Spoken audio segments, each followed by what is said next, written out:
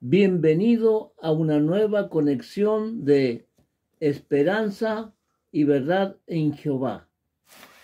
Bienvenido.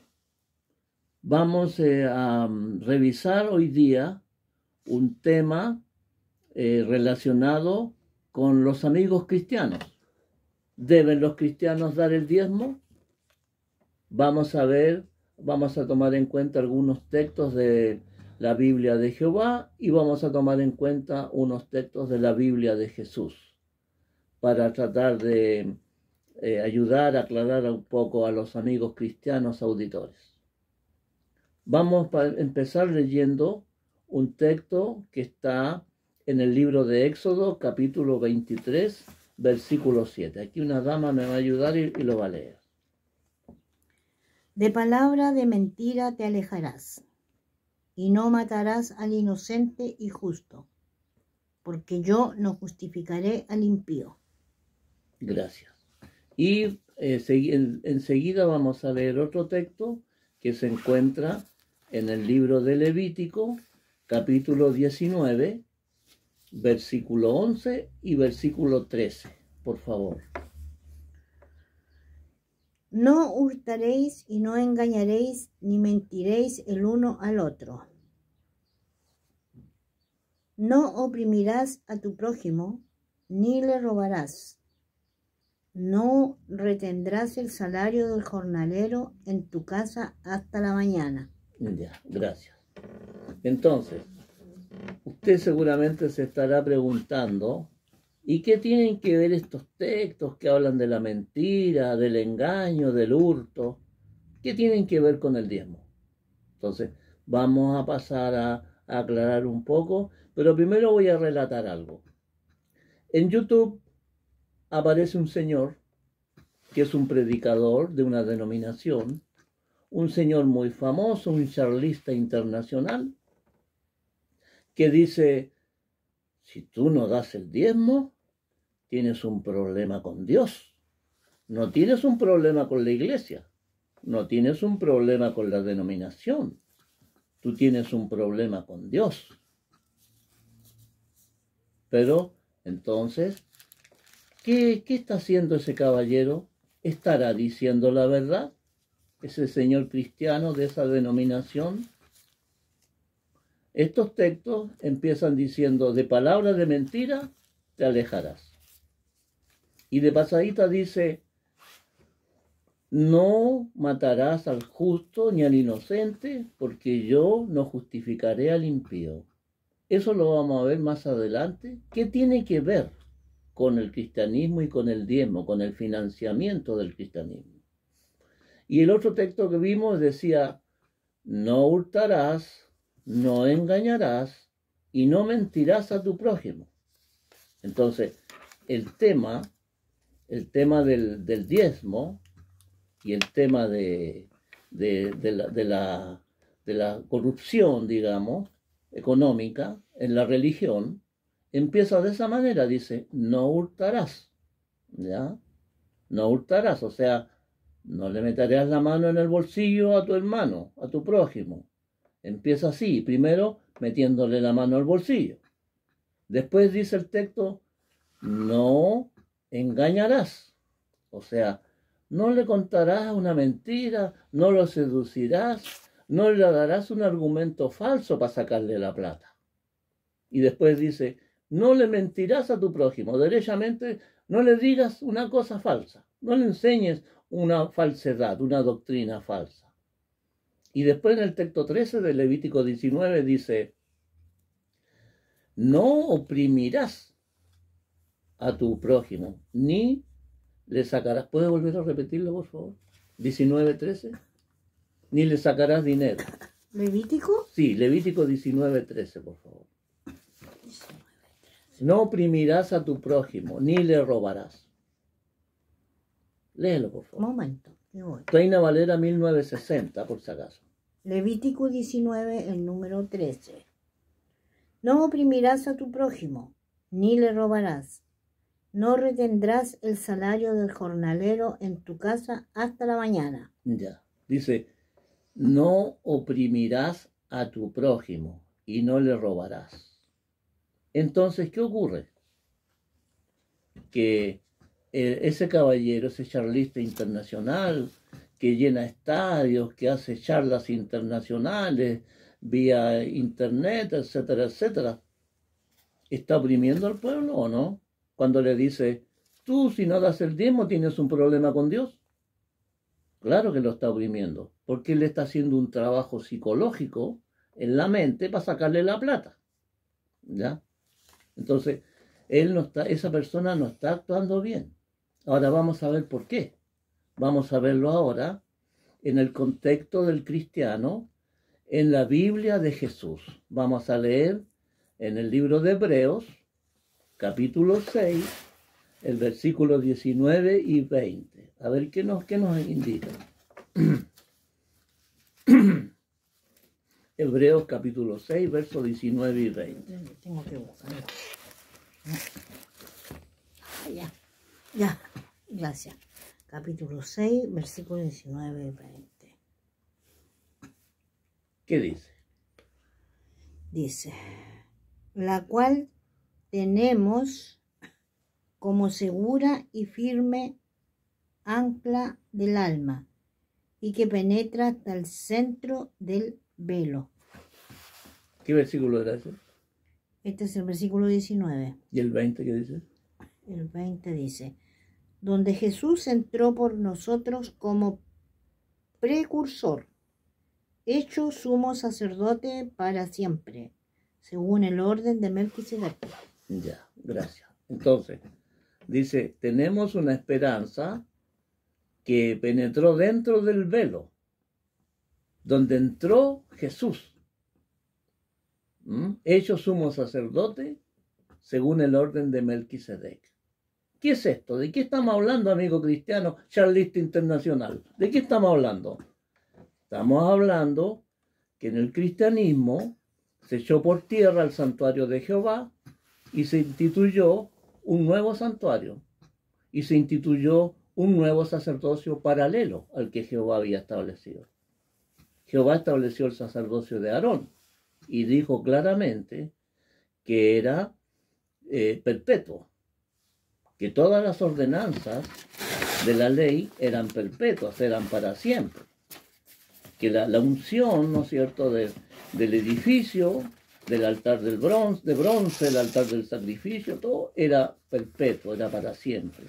Dice ahí en Éxodo capítulo 40 y 40, dice, y ungirás al sacerdote Aarón y a sus hijos y tendrán el derecho de sacerdocio para siempre. Entonces, en esta nueva modalidad, digamos, la Biblia de Jesús, se echó por tierra ese santuario y se estableció un nuevo sacerdote, sumo sacerdote llamado Jesús, según el orden de Melquisedec. Se cambió el orden, ¿ya? Y entonces ahora hay otra modalidad.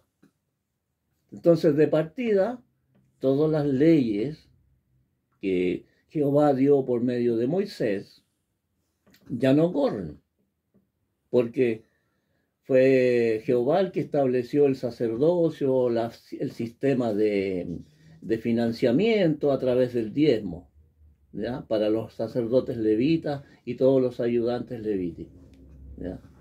Entonces, ahora se cambió el sacerdocio. Ahí lo dice claramente en el 6, 19, 20 de Hebreos, Reina Valera 1960. Léalo usted, amigo, ¿ya? Usted lea por su propia cuenta, con sus propios ojitos, estudie las escrituras.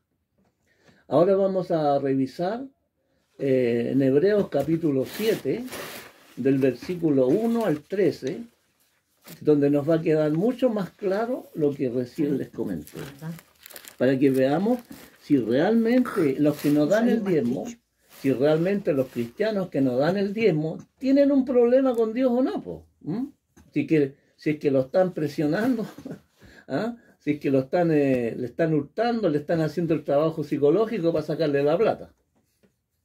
Entonces, por favor, Hebreos capítulo 7, del 1 al 13. Del 1 al 3. 13. Al 13, ya. Porque este Melquisedec, rey de Salem, sacerdote del Dios Altísimo, que salió a recibir a Abraham, que volvía de la derrota de los reyes, y le bendijo.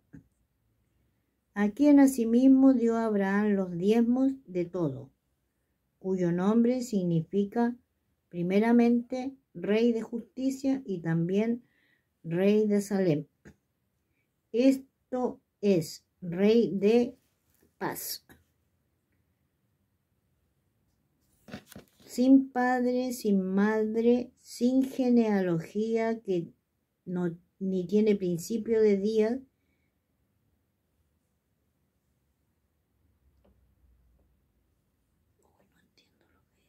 ni fin de vida, sino hecho semejante al Hijo de Dios.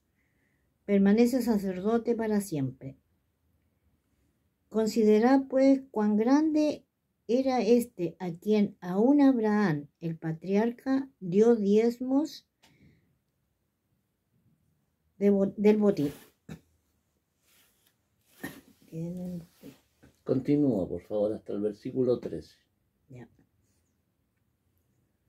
Ciertamente los que de entre los hijos de Leví reciben el sacerdocio tienen mandamiento de tomar del pueblo los diezmos, según la ley, es decir, de sus hermanos, aunque estos también hayan salido de los lomos de Abraham. Un momento, por favor. Ya, entonces ahí dice, ciertamente los que reciben el sacerdocio de los hijos de Leví tienen el mandamiento de recibir los diezmos de sus hermanos. ¿Ya? Entonces, los sacerdotes solamente tenían ese derecho. Los sacerdotes del sacerdocio arónico tenían ese derecho de recibir el diezmo. Entonces tú, amigo cristiano, lo que tienes que hacer, para empezar, pregúntale a tu pastor, ¿ah? Que sale por YouTube o al charlista internacional, pregúntale, ¿usted es sacerdote levita? A ver qué te responde él. A ver si tiene derecho a recibir el diezmo. Ya, continúe, por favor, con el versículo. Con el versículo 6. Pero aquel cuya genealogía no es contada de entre ellos, tomó de Abraham los diezmos y bendijo al que tenía las promesas. Y sin discusión alguna, el menor es bendecido por el mayor. Y aquí ciertamente reciben los diezmos hombres mortales, pero allí uno de quien se da testimonio de que vive. Y por decirlo así, en Abraham pagó el diezmo también Leví, que recibe los diezmos, porque aún estaba en los lomos de su padre cuando Melquisedec le salió al encuentro. Sí, pues, la perfección fuera por el sacerdocio levítico, porque bajo él recibió el pueblo la ley. ¿Qué necesidad habría aún de que se levantase otro sacerdote según el orden de Melquisedec y que no fuese llamado según el orden de Aarón? Porque cambiado el sacerdocio necesario es que haya también cambio de ley. Hasta ahí, por favor, un momento. Hasta el 13. Entonces dice el versículo, si la perfección, estamos leyendo Hebreos capítulo 7 en el contexto de la Biblia de Jesús, del cristianismo, dice, si la perfección fuera por el sacerdocio levítico, ¿qué necesidad hay entonces de que se haya cambiado el sacerdocio por el sacerdocio de Melquisedec? Entonces después dice, porque cambiado el sacerdocio, ahí lo da por establecido que ya se cambió, cambiado el sacerdocio, es necesario que haya cambio de ley. Entonces, se cambió la ley. ¿A qué ley se refiere? A la ley llamada, malamente llamada ley de Moisés, que en realidad es la ley de Jehová, dada por medio de Moisés. Entonces, esa ley en el cristianismo la cambiaron. Echaron por tierra el santuario, echaron por tierra el sacerdocio, establecieron un sacerdocio paralelo de los creyentes y sacaron la ley, sacaron una nueva ley. Pero lo más extraño de todo, lo más simpático, es que los amigos cristianos echaron por tierra todo, pero lo del dinero permanece. Eso siguen cobrando la plata, siguen sacándole plata a la hermandad. Eso es lo más divertido. Entonces, ahí tú tienes que leer y meditar en ese texto de que en el cristianismo, en la Biblia de Jesús, ya no hay santuario. No hay santuario de Aarón, el santuario establecido por Jehová, que era para siempre. ¿Ya? Ellos tienen 1.000 argumentos para decir, bueno, es que Dios los castigó, que esto, que el otro, que Dios los desechó. Pero si tú estudias bien a conciencia, en el espíritu, podrás darte cuenta que Jehová nunca hizo el cambio. En alguna parte ahí aparece, en el libro de Hebreos o en otro libro, de que Jehová estableció un nuevo sacerdocio, que estableció un nuevo santuario. Ve y te darás cuenta que no. Y vas a poder darte cuenta más aún de que la casa de Jehová o el santuario de Jehová permanece para siempre. En estos momentos no está operativo. Está, por decirlo así de alguna manera, en espera. ¿Por qué motivo? Porque el pueblo se ha alejado de Jehová su Dios, han apostatado de alguna manera, no están obedientes. Entonces, ¿qué es lo que hizo Jehová Dios? Dejó el santuario, se fue. Y no es primera vez que lo hace, porque si tú revisas en la historia del pueblo de Israel, primero era una carpa, que fue 40 años con ellos por el desierto. Y Jehová Dios les reclama y le dice, ¿acaso, pueblo de Israel, cuando yo anduve con ustedes 40 años por el desierto, ustedes me ofrecían incienso a mí? ¿Hacían los sacrificios para mí? No, les dice, ustedes llevaban su tabernáculo de Renfán y de Kium. O sea, en su mente y en su corazón había otro Dios, otra persona. Y más encima, quemaban sus hijos a Moloch. Después de esa carpa, hubo otro santuario. Y hubo también uno en Silo, o Silo, también hubo uno. Y ustedes revisen la historia bíblica en el libro de Samuel, 1 Samuel. Ahí, ¿qué pasó? También fue desechado eso. Véanlo en Jeremías capítulo 7. Dice, vayan a ver a Silo lo que le hizo al santuario. ¿Y por qué? Porque había también prevaricación, había apostasía, había desobediencia. Y entonces había un sacerdote, sumo sacerdote ahí llamado Elí, que se fue de espaldas, se desnucó y se murió, porque los hijos eran unos rebeldes, ¿no es cierto? Se violaban a las mujeres que estaban cuidando el santuario, hacían blasfemia y abominaciones con las carnes que se llevaban al santuario, etcétera, etcétera. Entonces, amigo cristiano, estamos en una etapa de la historia, ya, que ya vamos a llegar pronto al fin de la historia. ¿Y qué es lo que hacen algunos pastores, las organizaciones? ¿Qué es lo que hacen con el diezmo? ¿Has averiguado tú si en tu organización invierten el dinero del diezmo y de las ofrendas, lo invierten en la bolsa de valores de Santiago de Chile o de Nueva York o de otras ciudades? Averigua y te sorprenderá. Están invirtiendo el dinero del santo diezmo, como dicen ellos, en la bolsa de valores. ¿Les enseñó eso Jehová? No, pues. Si ellos no son de Jehová, ellos tienen otro Dios. Ellos tienen otro Dios. Entonces, ¿de qué estamos hablando? ¿Ya? Entonces hay que tener mucho cuidado de que qué es lo que estás haciendo tú, a quién estás adorando, a quién le estás sirviendo, y si lo estás haciendo conforme a lo que la Biblia enseña. ¿Ya? Hablemos de la Biblia de Jehová o la Biblia de Jesús. ¿A quién le vas a hacer caso? Yo te ofrezco, te propongo que tú le hagas caso a Jehová, porque Jehová no miente y Jehová no cambia. Él sigue siendo el mismo. Él no ha cambiado sus leyes. La ley de él permanece para siempre. Porque su justicia es eterna. Y en la corte celestial se guía todo por la ley de Jehová. Llámese la llamada ley de Moisés, que también es de Jehová, porque Jehová fue el que la dio y se la enseñó. Vean ustedes ahí en Éxodo, por ahí, capítulo 20, 21, 22, donde cuando Jehová le dice a Moisés, sube al monte, le dice, porque te tengo leyes, estatutos y mandamientos que enseñarle al pueblo. ¿Ya? Todo lo enseñó Jehová, todo proviene de Jehová. Nada es invento de Moisés ni autoría de Moisés. Entonces, hay que tener cuidado con eso. Hay que ver, usted tiene que ver, querido amigo cristiano, el así dice Jehová. ¿Ya? El así dice Jehová. Y el tema del dinero es complicado y, mire, ¿para qué estamos con cosas? Siempre hay chanchullos con el tema del dinero. Muchas denominaciones tienen problemas. Hay una denominación en Estados Unidos que una comisión económica, les pasó una tremenda multa millonaria en dólares, porque no informaban bien el dinero, tenían unas cuentas fantasmas por ahí. Eso está documentado. Entonces, investigue usted y averigüe y vea a qué Dios le está sirviendo a usted. ¿Ya? Si al Dios de las riquezas o al Dios que es espíritu, que es invisible. Y bueno, lo dejo invitado a una próxima conexión de Conecta con Esperanza y Verdad en Jehová, porque Jehová no miente y la verdad siempre triunfa. Hasta pronto. Gracias.